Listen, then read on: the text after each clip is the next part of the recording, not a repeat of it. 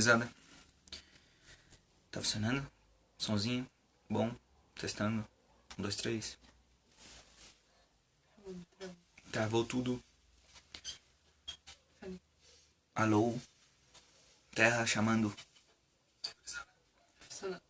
Ah, então beleza. Boa? É isso aí, dá uma compartilhada aí pra galera entrar, pra galera ver. A gente não é melhor do que ninguém, mas nós vamos falar daquele único que é digno de receber toda a honra, toda a glória e todo o louvor. Bom, hoje vai ser um dia de reflexões. A gente vai continuar estudando a carta aos Coríntios, mas eu creio que é interessante nós analisarmos algumas coisas, e tem coisas que também acontecem na nossa vida que levam, vamos dizer assim, a um certo caminho que nós começamos a prestar atenção em algumas coisas, e eu sei que essa parte do viver é muito importante. Então, por exemplo, se você está vivendo algumas coisas na sua vida, eu sei que Deus tem falado provavelmente na sua vida, e isso é uma coisa que talvez você tenha que compartilhar. Bom, a primeira leitura que nós vamos fazer vai ser em Efésios, capítulo 3, do versículo 14 ao 21. Mas antes disso, eu gostaria de colocar o nosso questionário, que às vezes nós colocamos nos vídeos, que é importante às vezes para fazermos algumas reflexões. O primeiro seria: aonde você está? As pessoas podem pensar, tipo, eu tô aqui na minha casa, eu tô aqui não sei onde, eu tô aqui blá blá blá. Enfim, mas a gente já vai falar sobre isso. O segundo questionamento é: o que você pode fazer? Bom, o terceiro questionamento seria: quem você era? As pessoas vão perguntar, mas como assim, né? Tipo, quem eu era? Eu sou eu. Mas enfim, continuando. O que te transforma? Seria o nosso quarto questionamento. Quinto seria: quem te ensina? E o último: quem você segue? Bom, vamos fazer a nossa leitura lá em Efésios, no capítulo 3, do versículo 14 ao 21. E praticamente isso já vai conseguir colocar algumas coisas importantes que nós talvez tenhamos esquecido um pouquinho, ou deixado um pouquinho de lado. Começa assim: por essa razão, ajoelho-me diante do Pai, do qual recebe o nome toda a família nos céus e na terra. Oro para que, com as suas gloriosas riquezas, ele os fortaleça no íntimo do seu ser com poder, por meio do seu Espírito, para que Cristo habite em seus corações mediante a fé. E oro para que vocês, arraigados e alicerçados em amor, possam, juntamente com todos os santos, compreender a largura, o comprimento, a altura e a profundidade, e conhecer o amor de Cristo, que excede todo o conhecimento, para que vocês sejam cheios de toda a plenitude de Deus. Aquele que é capaz de fazer infinitamente mais do que tudo o que pedimos ou pensamos, de acordo com o seu poder que atua em nós. A ele seja a glória na Igreja e em Cristo Jesus, por todas as gerações, para todo o sempre. Amém. Bom, essa seria a parte principal, a qual nós faremos uma breve análise naquelas perguntas que nós tínhamos feito. E nós vamos retomar um pouquinho. Essa foi uma carta que nós já citamos, nós já estudamos, já falamos outras vezes. Mas Paulo escreveu algumas coisas ao povo que estava em Éfeso, e intimamente ele fez essa quase oração, vamos dizer assim, né? Praticamente foi, se nós olharmos e repetirmos ela, praticamente é uma oração, só que ele está se dirigindo a uma pessoa, né? Ou algumas pessoas. Mas tecnicamente, o principal fator seria nós voltarmos àquelas nossas reflexões. Por exemplo, aonde você está? Eu gostaria de perguntar sinceramente, não somente às pessoas que não acreditam em Jesus ou em alguma divindade, mas aquelas que também acreditam. Porque as que não acreditam é muito fácil elas responderem: bom, eu estou aqui no lugar que eu estou. Eu estou aqui tentando de repente fazer alguma coisa por esse mundo que está perdido. Eu estou aqui, enfim. Mas para a galera que acredita em alguma coisa, principalmente das vertentes do cristianismo, onde Cristo seria o centro, né? Mas aonde você está? Você se localiza no novo pacto que Deus fez com o homem? Olha, Deus, durante esse tempo, pelo menos que nós conseguimos enxergar na Bíblia, ele fez vários pactos. E um novo pacto, uma nova aliança formada, que às vezes a galera fala em pacto já acha que é um negócio, né, do capeta. É, uma palavra, bom, que geralmente a gente usa para se referir a Satanás, né? Mas tudo bem.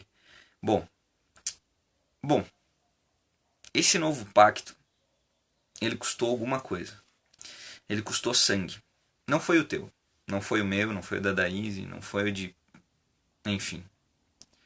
De repente, a mensagem a ser pregada custou alguma coisa para muitas pessoas. De repente, custou a Pedro ser crucificado de cabeça para baixo, a Paulo, próprio escritor dessa carta aqui a princípio, e nós cremos que ela foi soprada pelo Espírito Santo, mas que não teve nenhuma possessão, enfim, que obrigou Paulo a escrever alguma coisa. Mas nós cremos sim que existiu um novo pacto ao qual nós não precisamos pagar nada.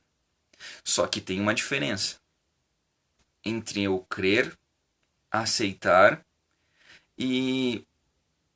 Mas e aí? Aí entra o nosso segundo questionamento, que é: o que você pode fazer? Não quer dizer o que você deve fazer, mas é o que você pode fazer. Bom, nós vemos várias analogias na Bíblia falando sobre comparações mesmo de nós estarmos nas trevas, nós estávamos mortos e agora nós recebemos vida através de Cristo. E às vezes parece um pouco difícil de entender, mas quando você aceita alguma coisa, seja alguma ideia, de fato uma ideologia, ou você começa a seguir alguma coisa, ou enfim, você pensa assim, tá, mas para eu fazer parte disso, o que eu não posso fazer? E essa seria uma pergunta quase chave, que é ao contrário da pergunta que a gente fez, né? O que a gente pode fazer? Bom, se nós recebemos a Cristo, se nós cremos na sua palavra, nós também devemos ser praticantes das mesmas. Não quer dizer que a gente vai pagar a nossa salvação, não quer dizer que a gente vai comprar o céu com as nossas atitudes, não quer dizer que a gente vai roubar alguma coisa de alguém.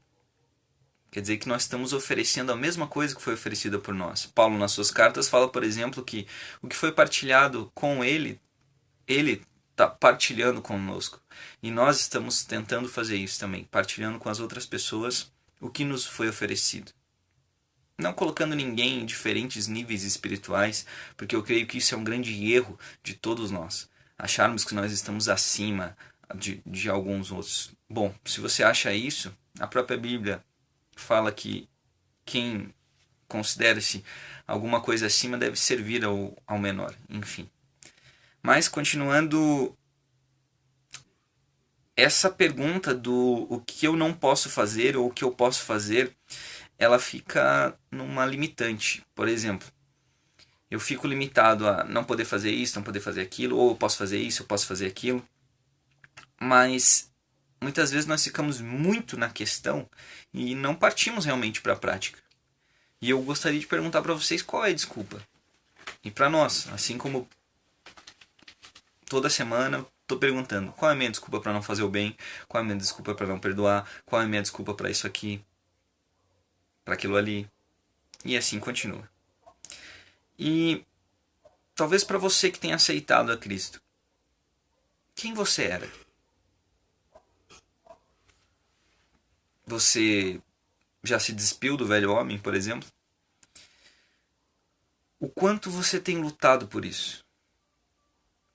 Talvez essas questões elas começam a surgir na nossa cabeça e eu creio que sejam algumas reflexões importantes a partilhar com as pessoas.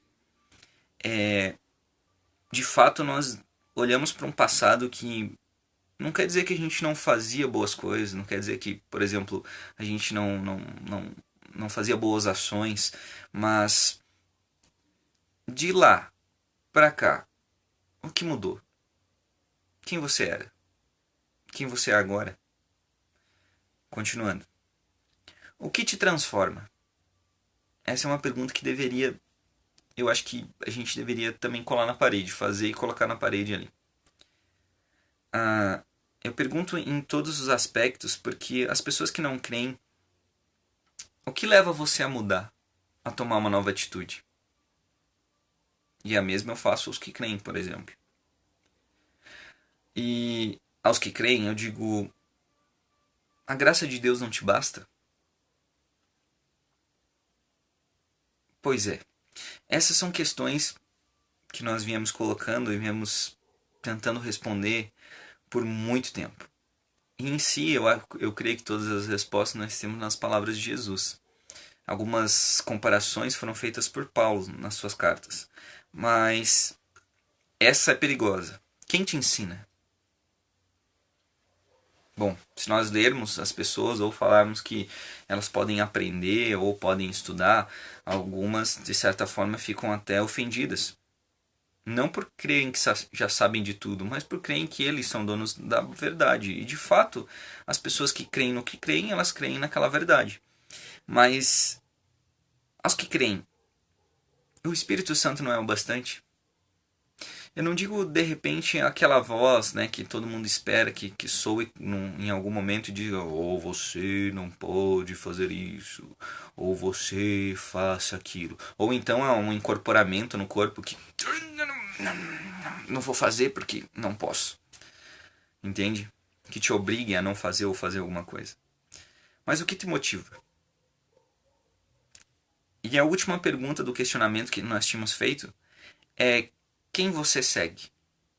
Essa é uma pergunta muito importante. Tipo, sem dúvida é muito importante. E eu vim trazer aqui da parte de Deus uma revelação que não saiu da minha boca, não saiu do meu pensamento, saiu da própria Bíblia e da própria boca de Jesus, que foi: negue-se a si mesmo. Aí você vai pensar: não, peraí, não, você tá querendo que eu... Tá, mas beleza.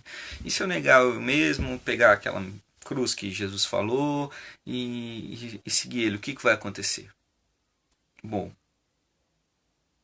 eu talvez não tenha resposta para todas as suas perguntas e nem precise responder a tua pergunta ou essa pergunta para você, para a tua vida. Quem vai responder provavelmente vai ser o próprio Criador. Mas uma coisa eu tenho para dizer para todos vocês, para nós, e eu espero que eu lembre disso. Quem você segue diz quem você é. Essa é a frase principal, talvez. Então, um relacionamento com todas essas perguntas, nós conseguimos ver nas atitudes e nas questões que Paulo colocou na Bíblia, assim como a gente viu em Efésios, no capítulo 3, no versículo 14 ao 21. Então, aonde eu estou, agora eu sei. O que eu posso fazer, eu sei. Eu não posso dizer que eu não posso fazer isso ou não posso fazer aquilo e de repente eu ficar parado, inerte, não fazer nada. Era essa palavra que eu estava tentando pensar antes, que era inerte. Eu já sei quem eu era, eu já sei quem eu sou agora, eu sei quem eu sigo. Eu sei o que me transforma no que eu sou agora, eu sei que não sou perfeito. E eu acho que essa seria uma das principais fontes de naturalidade, de luz que a gente poderia oferecer às pessoas que não creem. Porque muitas vezes eles olham: esses são os que se acham santos. E de fato, eu acho que é um comentário que deve ser feito, porque eu acho que esses se acham santos.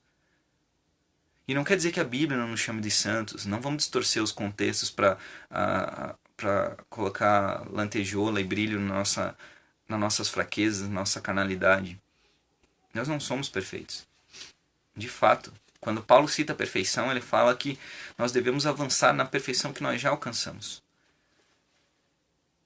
Mas nós não somos. Nós somos errantes. Nós provavelmente vamos cometer erro. Esse dia eu estava vendo uma música, ela em inglês, eu até não lembro o nome dela. Mas ela diz: olha, aqueles cristãos, eles parecem que não perdem ou não podem ver eles querem mais uma chance, não esperam o tempo para perdoar as pessoas. E eu acho que isso é o que menos acontece.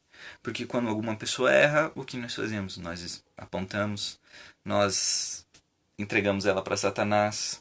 Sabe? São práticas que eu digo que não condizem com o cristianismo, pelo menos com o cristianismo de Cristo sendo o centro. Porque Cristo pregava uma coisa e agora essas outras aberrações que nós temos feito com as outras pessoas, bom, eu creio que se realmente nós damos tanta ênfase nas nossas pregações para um inimigo, ele tem conseguido fazer isso de uma maneira tão forte porque vem afetando as nossas atitudes como igreja, como corpo de Cristo, como quem devia estar arraigado nesse amor que Paulo fala, por exemplo, aos Efésios, ao sacrifício de Cristo. Bom, e continuando, só para terminar a leitura, eu acho que com essas questões e com essa leitura que nós fizemos sobre a carta que Paulo escreveu aos Efésios no capítulo 3, do versículo 14 ao 21, nós já conseguimos ter uma ideia sobre algumas questões, as quais às vezes surgem na nossa cabeça e às vezes outras pessoas fazem para nós. Né? Quando te perguntam de que igreja você é, o que você responde? Sou dessa, sou daquela, sou desse aqui. Mas o que você deveria responder? Talvez tentar falar que esse nome de igreja talvez não seria mais puxado para o lado da assembleia que se reúne num lugar, mas talvez para as pessoas que agora são templos do Espírito Santo, para as pessoas que juntas elas formam o corpo de Cristo. Não quer dizer que eu estou dizendo que Deus não morreria só por você, no caso, Jesus não viria e morreria só por você. Não, mas creio que tem muito mais coisa a ser analisada. Porque o que menos eu estou vendo é a união.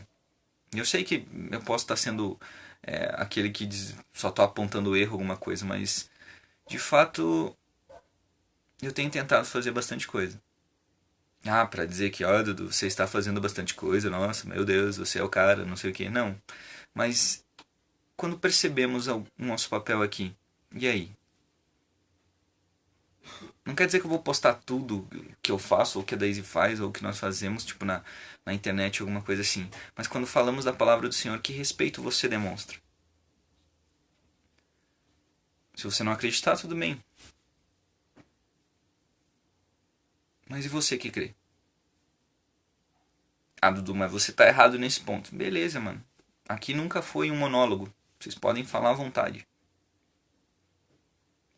E eu creio que é essa nossa liberdade a qual nós podemos usufruir para nós conversarmos. Sabe o que é conversar? Tipo, é difícil às vezes, né? Nós temos essa ideia do conversar porque muitas vezes nós não fazemos mais isso. Nós nos trancamos.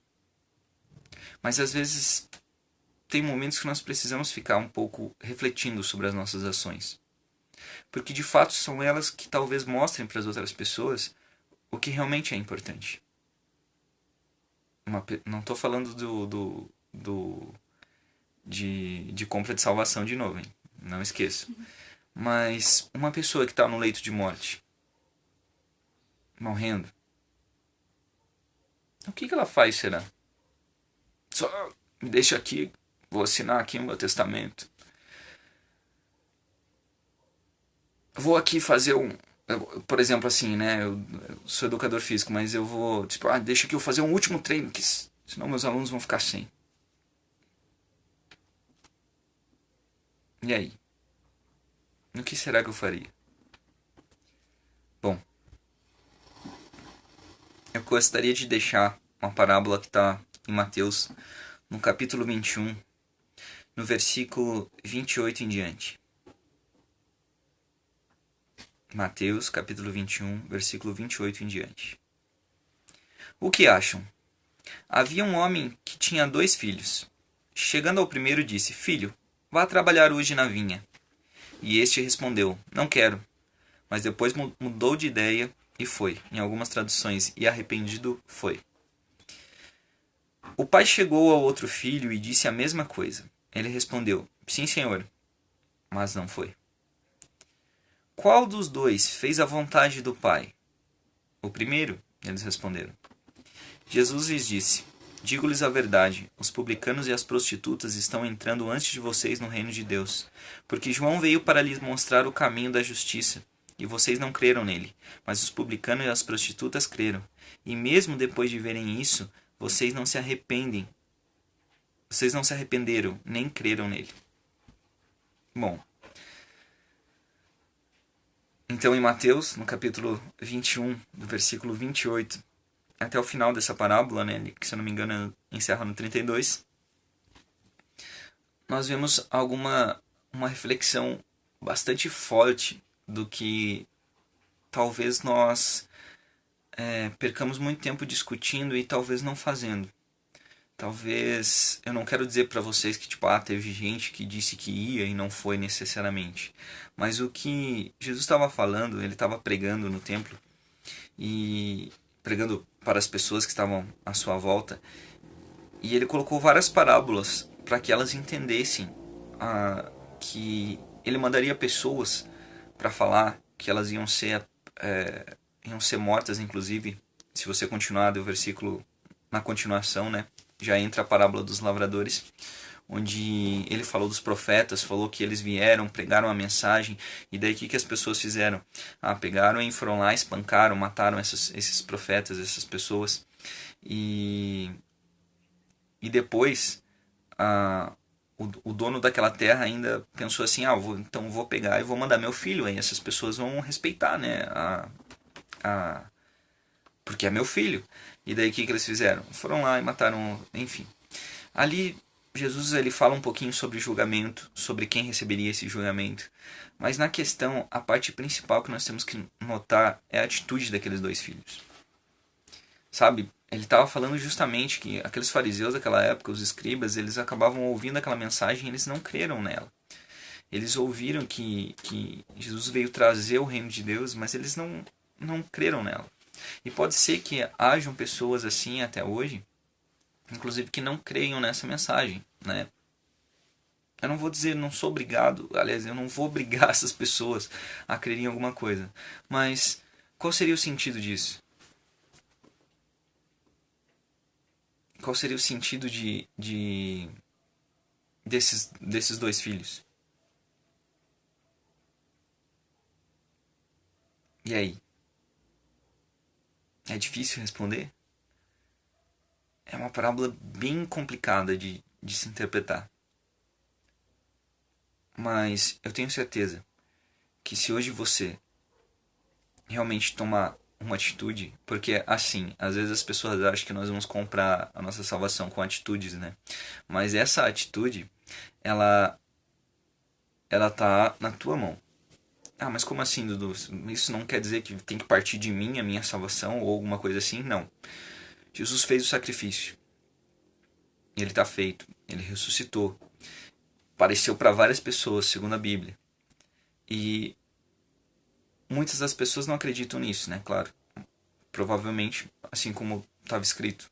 Mas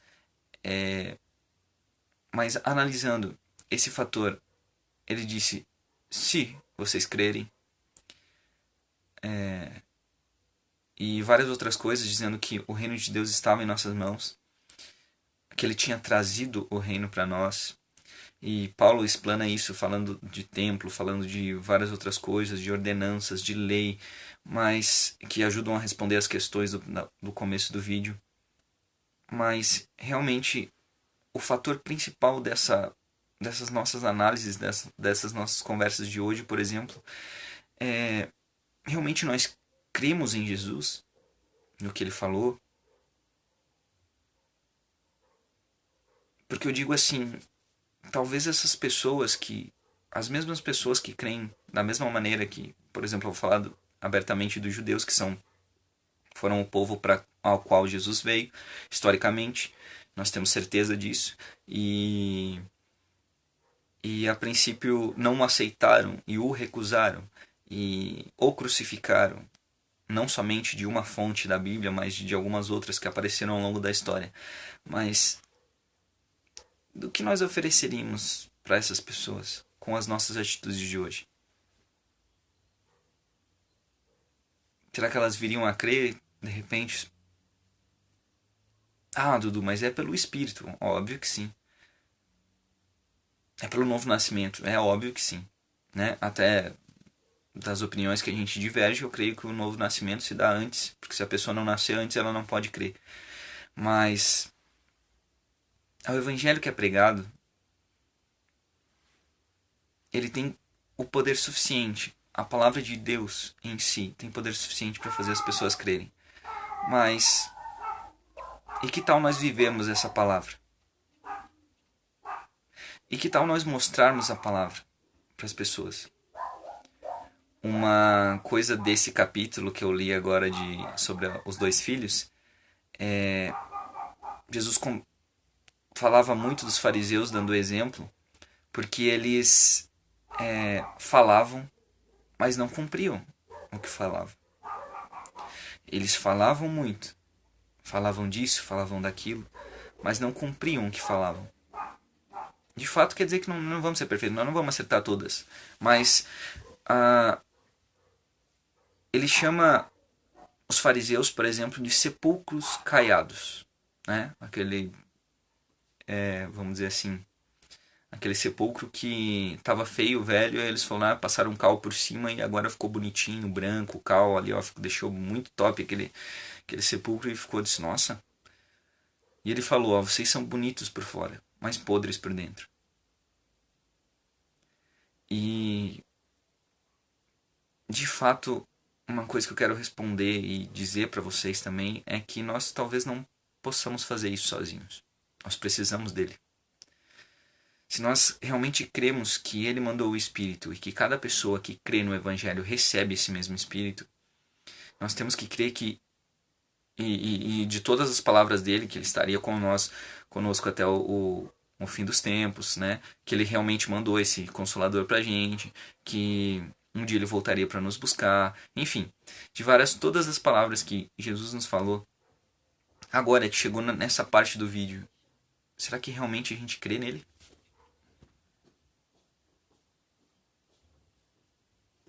E aí? Nós estamos aptos a perdoar? Nós estamos aptos a andar mais uma milha? Pois é. Então, quando perguntarem de onde você é, o que você vai responder agora? Ah, Dudu, mas isso é tirar alguém de algum lugar? Isso é pescar no aquário de outros? Não, querido. O oceano da graça está aí. O corpo de Cristo te convida, Jesus Cristo te convida a fazer parte do corpo dele. Aquele mesmo corpo que a gente dá graças ao orar. Que Jesus deu graça. Que Jesus partiu o pão. Que foi partilhado entre nós. Que foi partilhado a Paulo. Que Paulo partilhou a nós e nós estamos partilhando a vocês. São reflexões importantes. Não é apontar o dedo ou falar mal de alguém. É olhar para dentro e perguntar o que nós temos feito.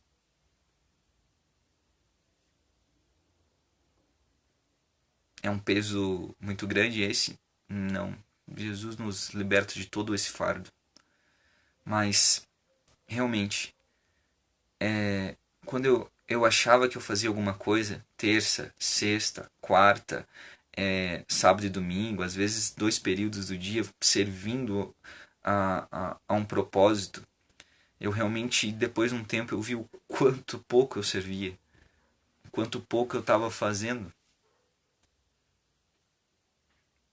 o quanto eu estava sendo igual aquele cara que atravessava a rua para não ajudar a pessoa que estava necessitada. Bom, e só quem me consertou foi quem? Foi ele. Foi Jesus. Não podemos pegar Jesus, colocar numa página de um livro, amassar e jogar fora dizendo, ó, Jesus já fez sua parte. Agora eu tenho que fazer a minha. Que nós temos que fazer a nossa parte, nós temos. Mas qual seria essa? Qual seria a sua? Talvez não seja igual a minha. Talvez não seja igual a da Daíse. Não sei. Mas tem muita gente pregando um reino de Deus que não é um reino de Deus. Anunciando uma coisa que é outra. Dinheiro, fama, carro, visualizações, curtidas, qualquer coisa assim.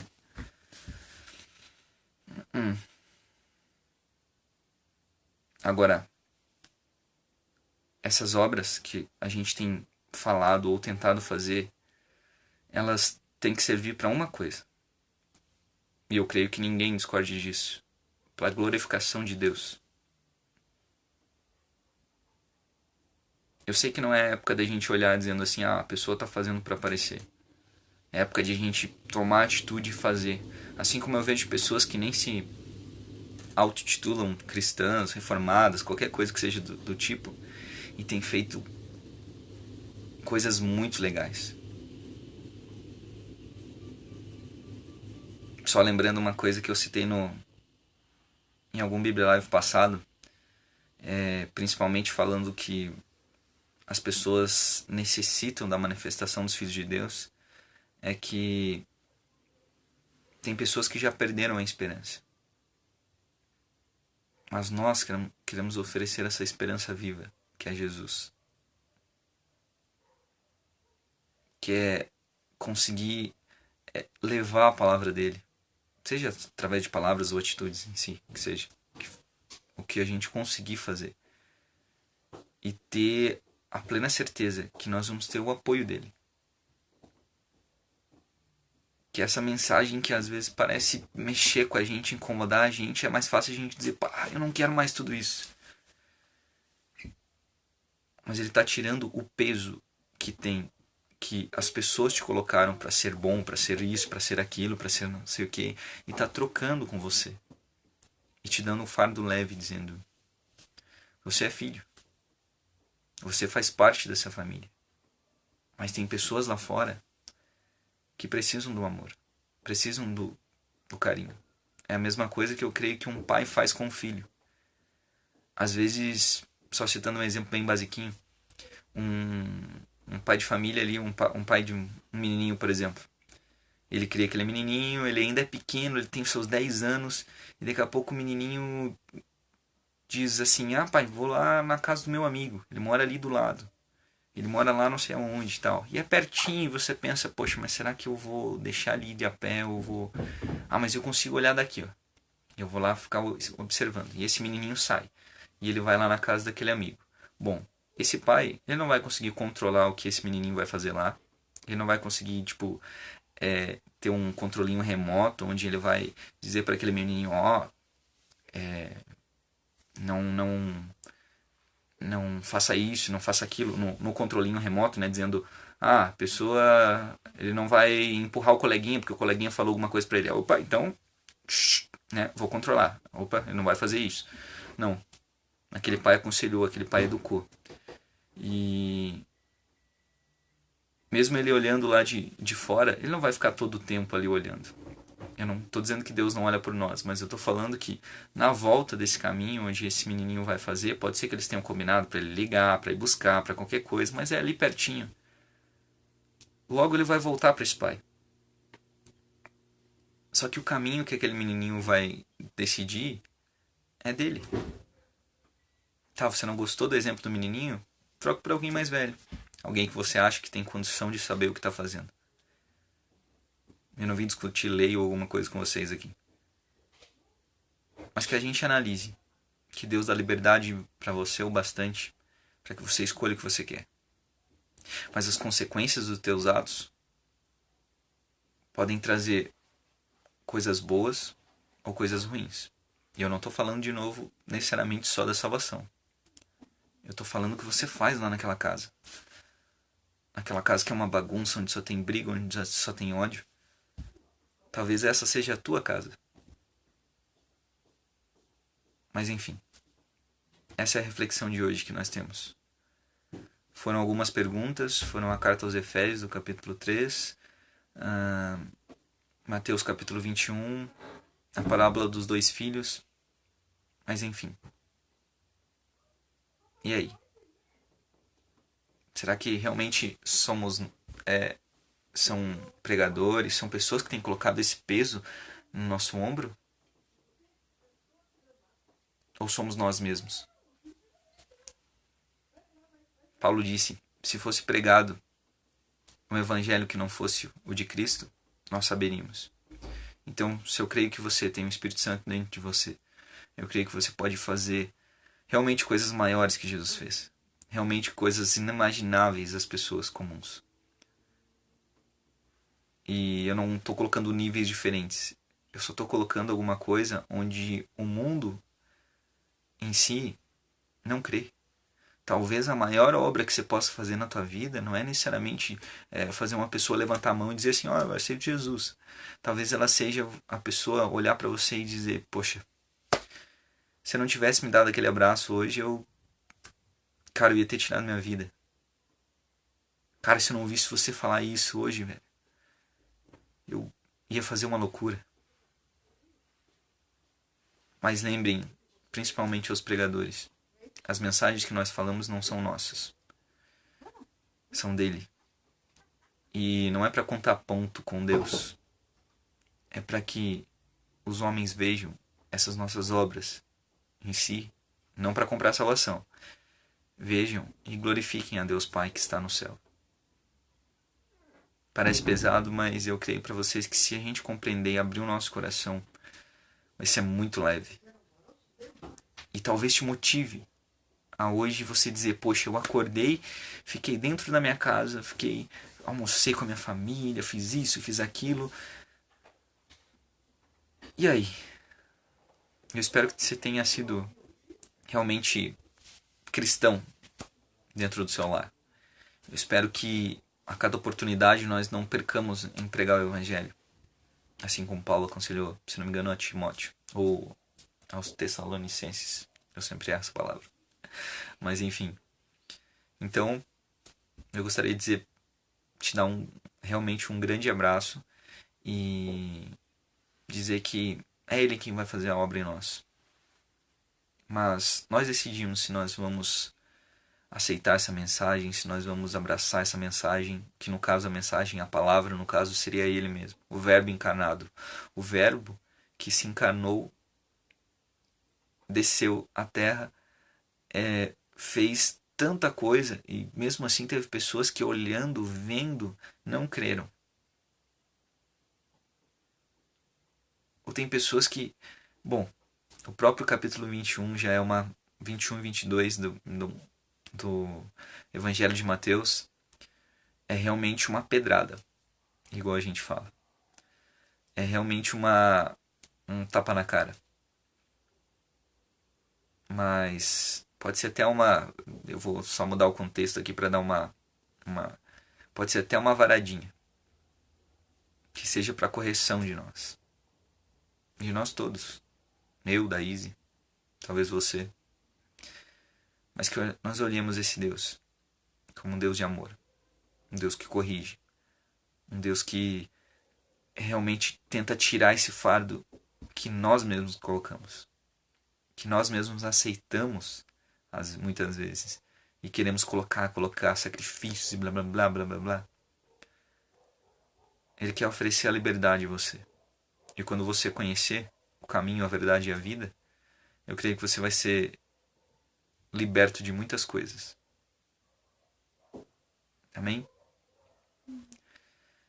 Enfim, qualquer coisa eu já peço perdão para vocês, porque a todas as pessoas que escutam a mensagem, a própria Bíblia diz que talvez muitas não creiam nela.